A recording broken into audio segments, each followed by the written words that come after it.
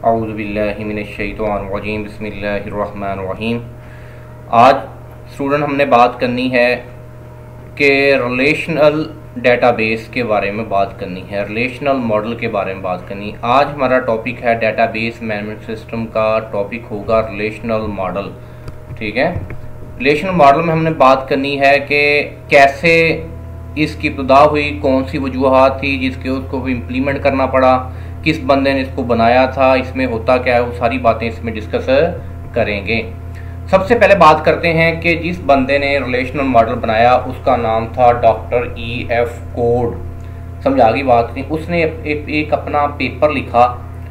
उसने उस पेपर में उसने एक रिलेशनल मॉडल के रूल बनाए। उसने रिलेशनल मॉडल के 12 रूल बनाए और उसने कहा कि जो भी डेटाबेस इन 12 रूल को पूरा करेगी वो हमारी रिलेशनल डेटाबेस कहलाएगी। रिलेशनल मॉडल के तहत उसको इम्प्लीमेंट किया जाएगा। तो इसकी हिस्ट्री के बारे में बात कर लेते हैं हम। तो कहता है relational model was first proposed by E.F. Code in his seminal paper a relational model of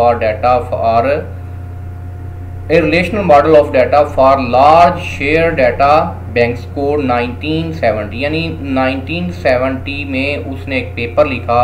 उसमें इसने पेपर में डाटा रिलेशनल मॉडल के बारे में बात की। This paper is now generally accepted as landmark in database system. देखो आजकल जो रिलेशनल मॉडल के तहत जो भी डेटाबेस आज के मॉडर्न दौर के मुताबिक जो भी डेटाबेस बनाई जा रही है वो रिलेशनल मॉडल के तहत बनाई जा रही है। तो इसलिए इसको लैंडमार्क कहा गया। डेटाबेस की दुनिया में एक लैंडमार्क इसका नाम दिया गया। Although set oriented model had been proposed previously. समझ आ गई बात कि 1968 में इसको प्रीवियसली के मजीद उसको बढ़ाया गया था। तो यानी डॉक्टर E.F. कोड ने इस डेटाबेस की यानी रिलेशनल मॉडल की इब्तिदा की थी। और बात करते हैं कौन सी ऐसी वजूहात हैं जिनके ऊपर हमें रिलेशनल मॉडल लेके आना पड़ा। सबसे पहले बात करते हैं कि हायरार्किकल मॉडल था। ठीक है, उसके बाद हमारे पास नेटवर्क मॉडल आया। इन दो मॉडलों में कुछ ऐसी वजूहात थी जिसको ख़त्म करके हम रिलेशनल मॉडल लेके आए। रिलेशनल मॉडल का मकसद क्या है, जो उसका ऑब्जेक्टिव है वो ये है। सबसे पहली बात, पहले जो मॉडल थे उसमें डाटा रिडेंडेंसी पाई जाती थी, डुप्लीकेशन ऑफ डाटा पाया जाता था। और दूसरे नंबर पे उस पर इंटीग्रिटी के रूल अप्लाई मुकम्मल नहीं होते थे। इंटीग्रिटी का प्रॉब्लम था जिस वजह से उनको ख़त्म करके हमने ऑब्जेक्ट यानी न्यू डाटाबेस जो लेके आए वो रिलेशनल मॉडल के तहत अब डाटाबेस बनाई जाएगी। सबसे पहला कहता है allow A high degree of data independence. एक तो बात है डाटा इंडिपेंडेंस की। डाटा इंडिपेंडेंस से मुराद क्या है? कहता है एप्लीकेशन प्रोग्राम और डाटा फॉर्मेट एक दूसरे से इंडिपेंडेंट होने चाहिए, एक में तब्दीली करें दूसरे पे असर ना हो। पहला ऑब्जेक्टिव क्या है, किस वजह से हम रिलेशनल मॉडल को लेके आए? तो क्या है डाटा इंडिपेंडेंसी का पहला रूल है application program must not be affected by modification to the internal data representation. यहाँ पे इंटरनल डाटा रिप्रेजेंटेशन क्या होगा? डाटा फॉर्मेट, यहाँ पे हमारा डाटा स्टोरेज डिवाइसेस में फाइल के अंदर स्टोर हो रहा है। जब एप्लीकेशन प्रोग्राम में तब्दीली करें तो इंटरनल स्टोरेज पे कोई असर ना पड़े। Particular by changing to the file organisation, record ordering और एक्सेस पाथ, वही सारी बातें। ये तीनों के तीनों काम कहाँ पे होते हैं? हमारे इंटरनल लेवल पे होते हैं। क्या होते हैं? इंटरनल लेवल पे। जब डाटाबेस बनाई जाती है ना तो उसको 3 लेवल आर्किटेक्चर में 3 बातें होती हैं। एक एक्सटर्नल लेवल होता है, उसमें एप्लीकेशन प्रोग्राम आ जाते हैं, हमारे यूज़र होते हैं जो उसको नज़र आते हैं। और उसके बाद एक कंसेप्चुअल मॉडल होता है, एक हमारा इंटरनल मॉडल होता है। ठीक है, इंटरनल लेवल होता है। तो यानी यहाँ पे इंटरनल लेवल और एक्सटर्नल लेवल की बात हो रही है। एक्सटर्नल लेवल में तब्दीली करें तो इंटरनल पे कोई असर ना पड़े। इस वजह से हमने पहला ऑब्जेक्टिव क्या था? रिलेशनल मॉडल को लेके आने का। दूसरा ऑब्जेक्टिव हमारे पास क्या है? Data redundancy. और हमारे पास है इंटीग्रिटी कंस्ट्रेंट्स, यानी रूल जो लिस्ट ऑफ रूल्स है वो अप्लाई करने और डाटा रिडेंडेंसी कम से कम हो, कंट्रोल की जाए।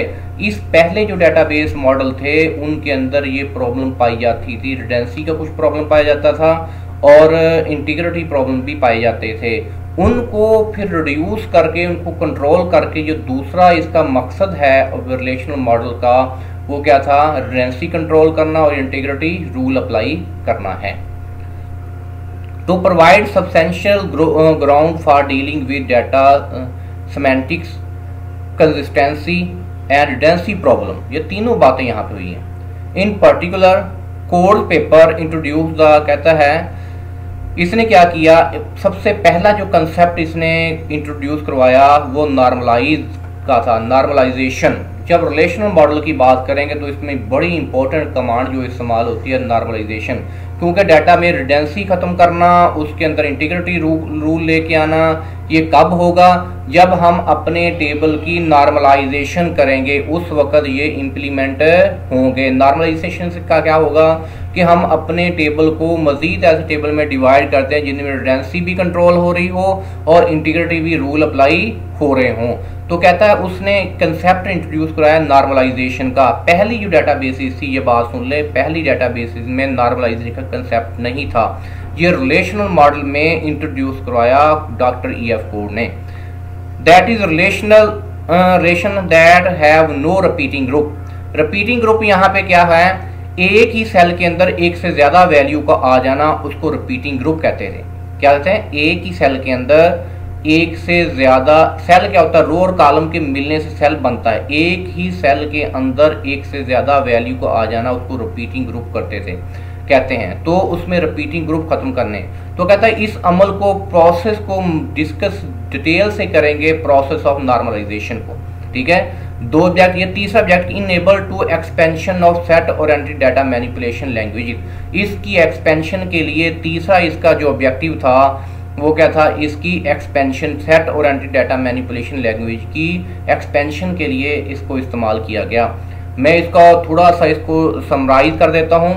रिलेशनल मॉडल को दूसरे मॉडल की निस्बत जो प्रायोरिटी दी गई, जो अहमियत दी गई, जो तरजीह दी गई, वो तीन बड़ी वजूहात थी। एक डाटा इंडिपेंडेंसी, उसके बाद इंटीग्रिटी रूल थे और डाटा रिडेंडेंसी थी, और expansion of set oriented data manipulation language को इनेबल करवाना था। ये तीन वजूहात थी जिसके ऊपर हमने दूसरे मॉडल की निस्बत रिलेशनल मॉडल को फौकियत दी। अब बात करते हैं रिलेशनल मॉडल होता क्या है। देखो, रिलेशनल लफ्ज निकला है रिलेशन, ये मैथमेटिकल है, ठीक है, मैथमेटिकल कंसेप्ट से लिया गया है। डॉक्टर EF कोड एक मैथमेटिशियन था, बड़ा एक्सपर्ट ट्रेंड मैथमेटिशियन था।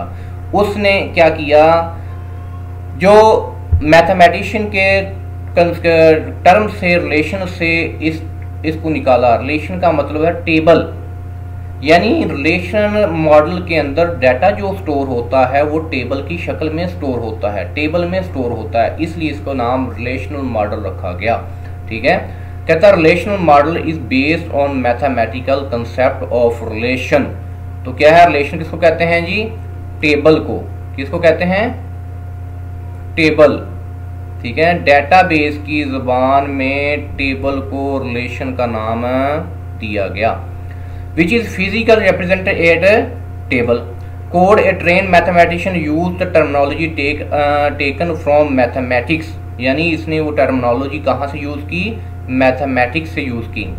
Principal set theory and predicate logic. In this section we explain the terminology and section structural concept of relational model.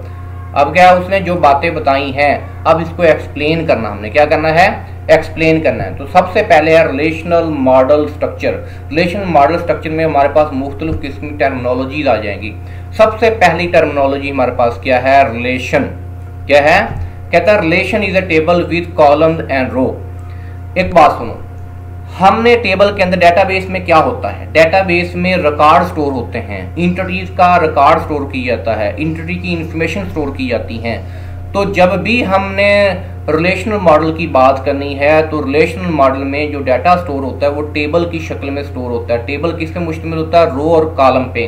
तो हमने क्या करना है, अपने एंटिटीज की इंफॉर्मेशन स्टोर करने के लिए टेबल का इस्तेमाल करना है।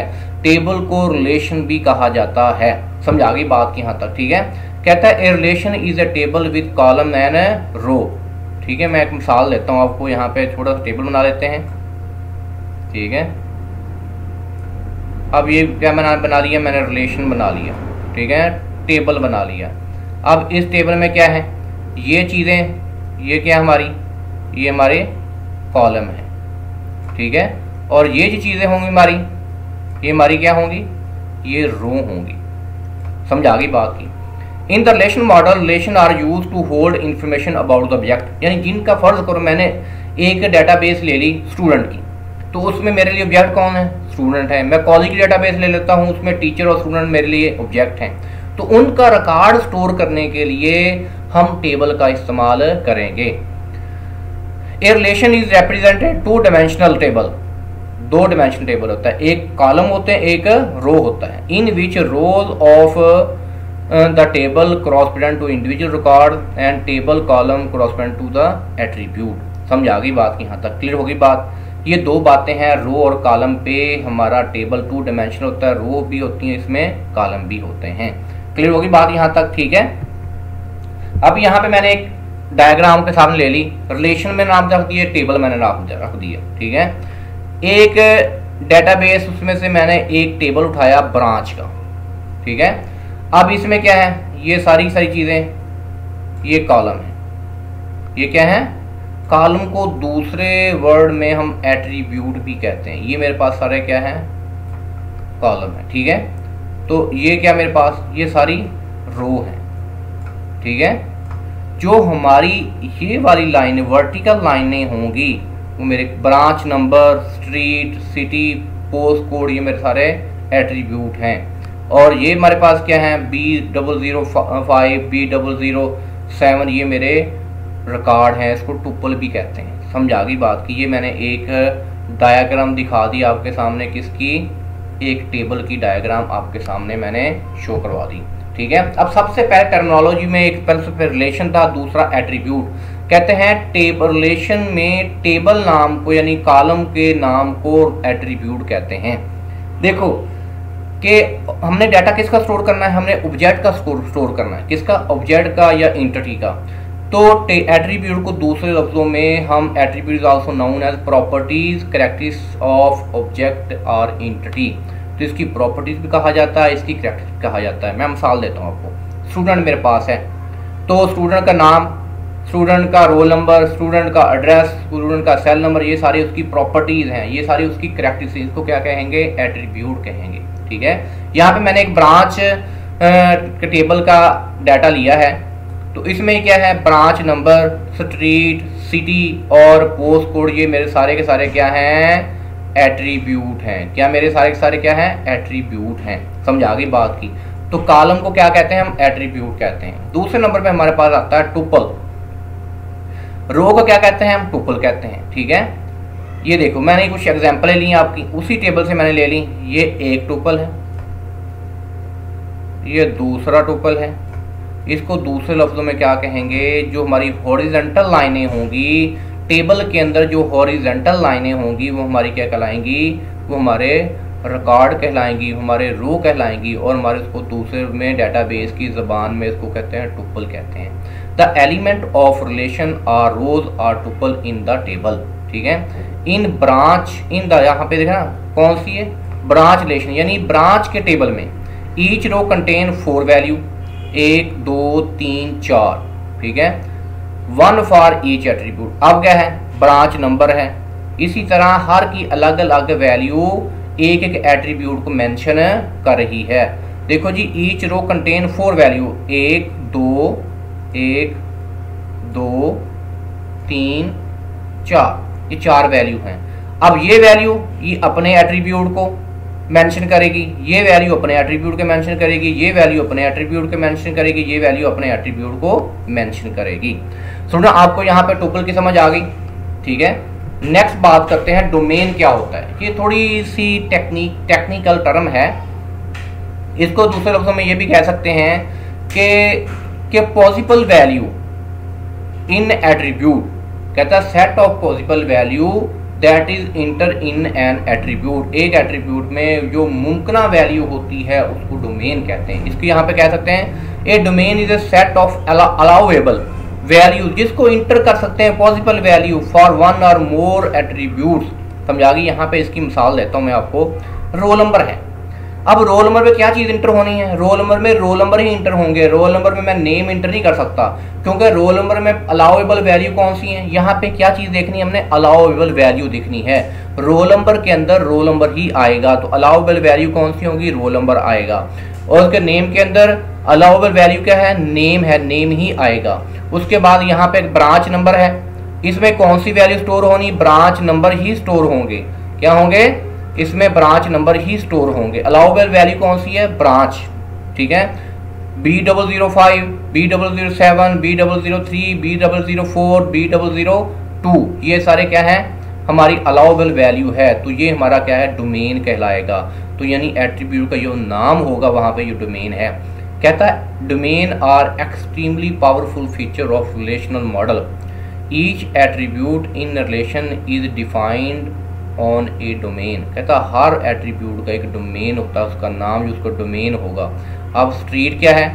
ये डोमेन नेम है। सिटी क्या है? डोमेन नेम है। पोस्ट कोड क्या है? डोमेन नेम है। इसमें क्या करना है? इसमें अलाउएबल वैल्यू स्ट्रीट के अंदर स्ट्रीट वाली ही वैल्यू आएगी, एड्रेस वैल्यू ही आएगी। सिटी के अंदर मैं रोल नंबर नहीं लिख सकता, सिटी के अंदर ब्रांच कोड नहीं लिख सकता क्योंकि सिटी के अंदर कौन सी अलाउएबल वैल्यू कौन सी है? वो हमारी लंदन सिटी के नाम ही आने हैं। डोमेन की समझ आ गई। आगे बात करते हैं। ये थोड़ी टर्म बड़ी इजी है, आपको इस भी आ जाएगी इंशाल्लाह। डिग्री क्या होता है? क्या है डिग्री? क्या हमारे पास होता है? तो डिग्री एक बहुत इजी चीज है। सबसे पहले देखो कि कॉलम कितने हैं? 1 2 3 4। अब सुन लो, बड़ी इजी डिग्री का है।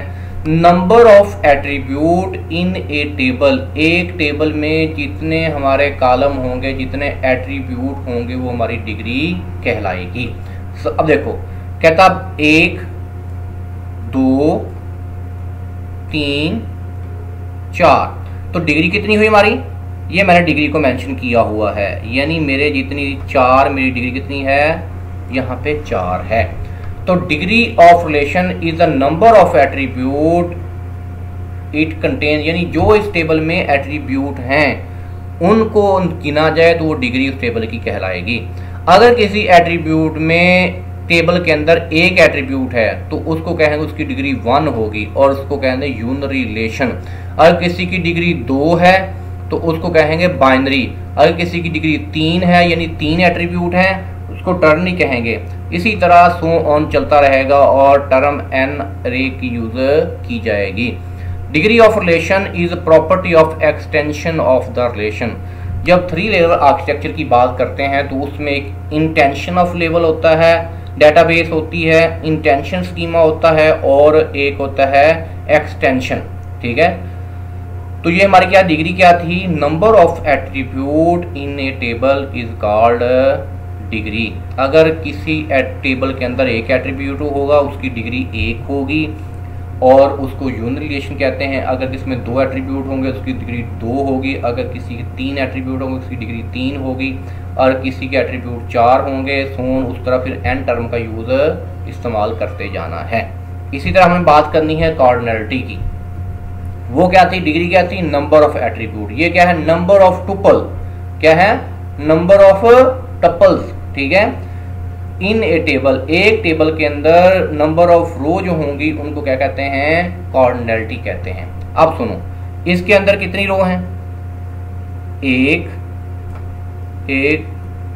2 3 4 और 5।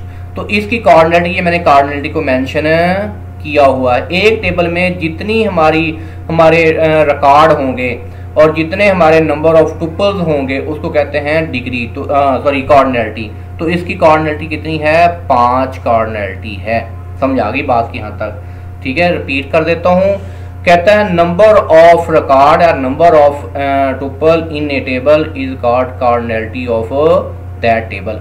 Bye contrast, The number of tuple is called cardinality of relation. This changes as tuple added or deleted. अच्छा, ये चेंज हो सकती है, क्या है, ये चेंज हो सकती है। फर्ज करो मैंने किसी रिकॉर्ड को डिलीट कर दिया तो कितनी रह जाएगी, 4 रह जाएगी। यहाँ पे ये बात कह रहा है कि किसी रिकॉर्ड के ऐड और डिलीट होने से ये चेंज हो सकती है। मैंने कोई और ऐड न्यू रिकॉर्ड इंटर कर दिया तो ये कितनी हो जाएगी, ये 6 हो जाएगी। यानी रिकॉर्ड डिलीट और ऐड करने से ये डिग्री कार्डिनैलिटी हमारी चेंज हो सकती है। क्लियर होगी बात। अब बात करनी है रिलेशनल डेटाबेस। अभी तक रिलेशनल मॉडल की बात की है, रिलेशनल डेटाबेस मैंने आपको नॉर्मलाइजेशन के बारे में बताया था कि नॉर्मलाइजेशन एक कंसेप्ट इंट्रोड्यूस करवाया। किसने, रिलेशनल मॉडल के अंदर ये कंसेप्ट इंट्रोड्यूस हुआ, किसने इंट्रोड्यूस, डॉक्टर E.F. कोर ने नॉर्मलाइजेशन का कंसेप्ट इंट्रोड्यूस करवाया। तो अब कहता है collection of normalize relation with distinct relation name.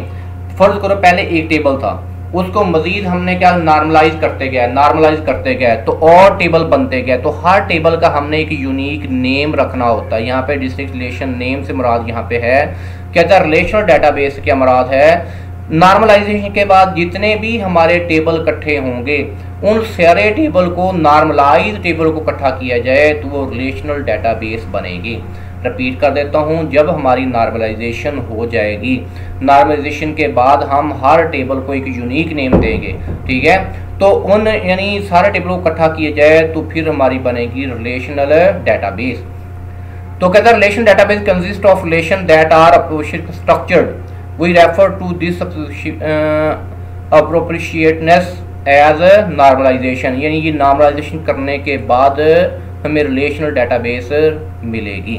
Clear होगी बात। लास्ट टॉपिक हमारा, कहते हैं एक बड़ी कंफ्यूजन है हमारे, बड़े हम कंफ्यूज होते हैं कि कहीं पे टेबल का नाम रिलेशन रखा गया है, कहीं पे टेबल का नाम फाइल रखा गया है, ठीक है, और कहीं पे रिकॉर्ड का नाम टुपल रखा गया है, कहीं रिकॉर्ड का नाम हम क्या कर लेते हैं, उस पर रो रख देते हैं। कहता है ये मसला बड़ा आ रहा है कि अब ये क्या चीज़ें हैं, क्यों इनके अलग अलग नाम क्यों रखे जाते हैं। तो उसी के बारे में इसको अल्टरनेटिव टर्मिनोलॉजी का नाम दिया गया। कहता the terminology for the relational model can be quite confusing. We have introduced 2 set of terms. In fact, third set of terms is sometimes used. A relation may be referred to as a file. कहता है यहाँ पे हम क्या करते हैं, table को यानी रिलेशन को एज ए फाइल का नाम देते हैं, ठीक है। जैसे स्टूडेंट का टेबल, मैं कहता स्टूडेंट की फाइल, ये भी ठीक है। तो टुपल को मैं रिकॉर्ड का नाम दे देता हूँ, यहाँ पे एट्रीब्यूट को मैं फील्ड का नाम दे देता हूँ, ठीक है। This terminology stems from the fact that physically relational database management system may store each relation in a file. अब कहता है 3.1 में इसको हमने मुकम्मल तौर पे समराइज कर दिया है। अब आप देखें कि ये हमारे पास क्या है, alternative terminology for relational model term. कहता है फॉर्मल टर्म में हम क्या कहते हैं, टेबल रिलेशन कहते हैं टेबल को, ठीक है, और रिकॉर्ड को टुपल कहते हैं, और एट्रीब्यूट को क्या कहते हैं, कॉलम को एट्रीब्यूट कहते हैं। अल्टरनेटिव 1, इसका अल्टरनेटिव 1 क्या है, कहता है टेबल को यानी रिलेशन को डेटाबेस की ज़बान में करेंगे फॉर्मल टर्म में रिलेशन, टेबल और टुपल और एट्रीब्यूट। तो कहता है अल्टरनेटिव 1, कहता है इसको मुतबादल नाम क्या होगा, टेबल, रिलेशन को टेबल भी कह सकते हैं, और अल्टरनेटिव 2 में क्या है, कहता है रिलेशन को फाइल भी कह सकते हैं, ठीक है। तो स्टूडेंट का टेबल, स्टूडेंट का रिलेशन और स्टूडेंट की फाइल। तो क्या है, टुपल को डेटाबेस की लैंग्वेज में क्या कहते हैं, टुपल कहते हैं। तो उसी को क्या कहते हैं, रो भी कह सकते हैं, उसी को रिकॉर्ड भी कह सकते हैं, ठीक है। एट्रीब्यूट है हमारे पास, तो क्या है, एट्रीब्यूट को हम कॉलम भी कह सकते हैं, डेटाबेस की लैंग्वेज में क्या करेंगे, एट्रीब्यूट कहेंगे, और उसको कॉलम भी कह सकते हैं, उसको फील्ड भी कह सकते हैं। मैं इसकी एक डायग्राम से आपको मज़ीद एग्जांपल से वादे कर देता हूँ, ठीक है। मेरे पास मैंने एक टेबल बनाया, ठीक है, टेबल का नाम मैंने STD रखा, मैंने स्टूडेंट रखा, ठीक है, मैंने टेबल का नाम क्या रखा, स्टूडेंट रखा, ठीक है। अब क्या है, ये वाले तीनों नाम इसके कह सकते हैं, ठीक है ना। ये रिलेशन भी हो सकता है, ये टेबल भी हो सकता है और ये फाइल भी हो सकती है। तो इसमें क्या है, टुपल, ये वाली चीजें हमारी, ये सारे मेरे क्या हैं, इसको फील्ड भी कह सकते हैं, इसको रो भी कह सकते हैं और इसको टुपल भी कह सकते हैं। ठीक है। तीसरा एट्रीब्यूट हमारे पास, ये जो वर्टिकल कॉलम होंगे, वर्टिकल जो हमारी लाइनें होंगी, ये हमारे क्या है, इसको हम एट्रीब्यूट भी कह सकते हैं, इसको कॉलम भी कह सकते हैं, इसको फील्ड भी कह सकते हैं। मेरे दोस्तों, अगर आपने अभी तक मेरा चैनल सब्सक्राइब नहीं किया, मेरे चैनल को सब्सक्राइब करें और उम्मीद है आपको इस लेक्चर की गाइड समझ आ चुकी होगी स्टूडेंट, और इसको शेयर भी करें। और अगर कोई भी मसला हो तो जो कमेंट बॉक्स में मुझे टेक्स्ट करें, इंशाल्लाह उसका मैं रिप्लाई भी करूँगा। ठीक है। तो इस वक्त तक इजाज़त दें, इंशाल्लाह नेक्स्ट लेक्चर में मिलेंगे। जज़ाकल्लाहु खैरन।